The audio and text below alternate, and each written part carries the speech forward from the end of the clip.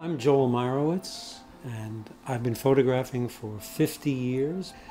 I consider myself a street photographer, which means I like to be out in the everyday chaos of ordinary life and watch for things to show themselves to me.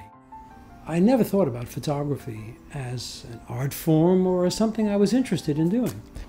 In '62, when I was working as a junior art director in a small Midtown Manhattan company, I designed a booklet, and my boss hired Robert Frank to shoot this booklet. And I went down and watched him execute the work for this book, and it was amazing. He moved and photographed, and it was all so physical and balletic and magical, because I thought you had to say, hold that pose. And I was so bowled over by it that when I left the shooting, I was out on the street, everything I saw on the street, taxi, hello, goodbye, everything seemed to have meaning to it. And by the time I got back to my office, I said to my boss, I'm quitting because I want to be a photographer. They think of photography as pictures, and it is, but I think of photography as ideas. And do the pictures sustain your ideas, or are they just good pictures? I'm not that interested in making more good pictures.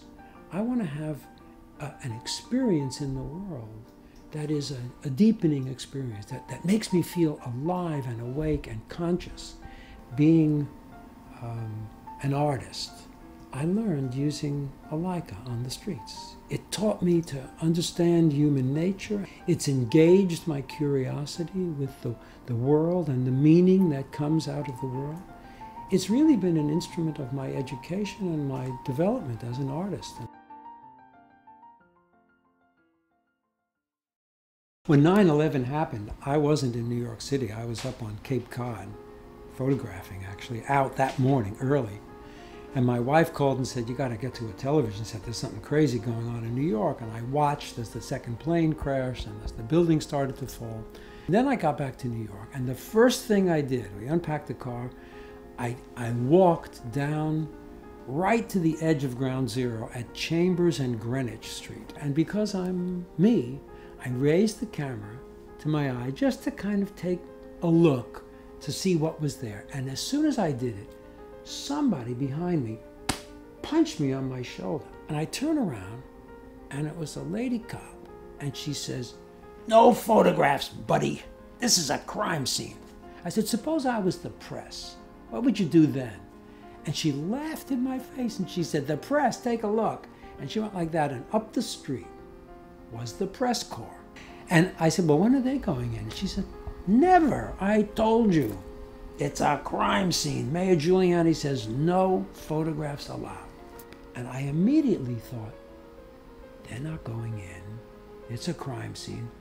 I'm going to go in there, and I'm going to make the historic record and give it to the city of New York. I managed to call a friend who was a commissioner of parks in New York, and I said, he knows me since he was a kid. I said, "Adrian, I'm a straight arrow. This is what I want to do. Who do you know in the government that could help me?" And he said, "Joel, I am the government."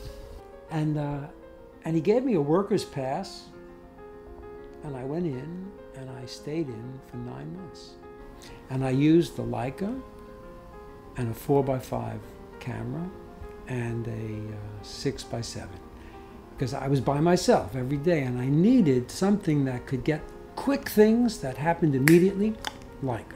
Things that were slower, that I could study more, I used the 4x5, because I wanted to make the document the most precise document, so that when we blow up the pictures to 10 feet or 12 feet, they have the kind of authenticity that makes you feel it in your gut, that you're standing in front of a facsimile of this.